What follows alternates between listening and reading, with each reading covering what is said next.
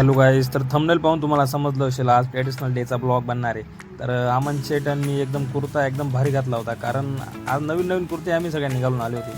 तर बघू शकता आता आपली गँग कुठे ते शोधावं लागेल आपल्याला पहिले तर, कारण मुलं काही सापडत नाही. एवढ्या बीडमध्ये मुलं सापडणं म्हणजे लई कठीण काम आहे. तर बघू शकता आपण पहिले कॉलेज फिरून घेऊ म्हटलं, अमनला म्हटलं कॉलेज बिलेज फिरून घेतलं, मस्त स्टॉल बिल पाहून घेतले. पहिले तर स्टॉल इतके लागले होते ना आमच्या कॉलेजला VITच्या. तर गोकुळभाऊचे आगमन झालेले होते व गोकुळभाऊ म्हटलं फोटो बिटो काढा हो, आमदारांसोबत नका फिरत जाऊ जास्त. तर फोटो बिटो घेऊन घेतला गोकुळभाऊ सोबत. मग सिद्धांत भाऊ आणि शुभम भाऊ तर लई व्यस्त होते. शुभम भाऊंना काही कामं नाही, एकदम मोठे माणसं आहे ते, मोठे हस्ती ते, सेलिब्रिटी आहे कॉलेजचे, म्हणजे त्यांना विषय वेगळा आहे त्यांचा.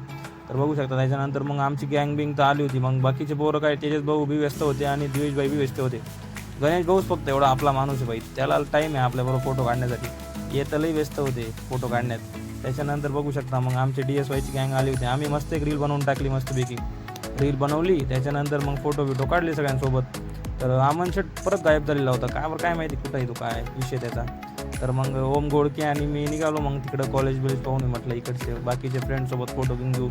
तर अमनजी आलेले होते, अमनजींना म्हटलं आपण थोडंसं पुढे जाऊ, पुढे बघू म्हटलं काय काय उपक्रम आलेले किंवा मग स्टॉल कोणते कोणते लागले एकदा पाहून घेऊ.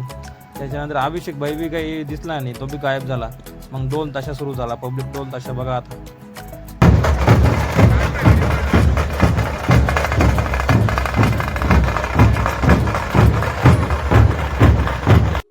तर ढोल ताशा कसा वाटला कमेंटमध्ये नक्की सांगा पब्लिक एकदा बरं का.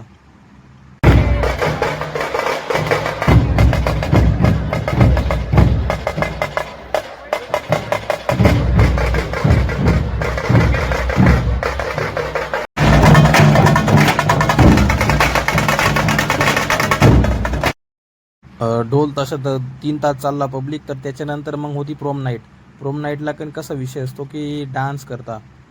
त्याच्यानंतर मग बाकीची गँग तर आलेली होती. पोरं कुठे काय माहिती, मग पोरंच सापडत नव्हते. मग त्याच्यानंतर पोरांना सगळ्यांना बोलून घेतलं. मग पब्लिक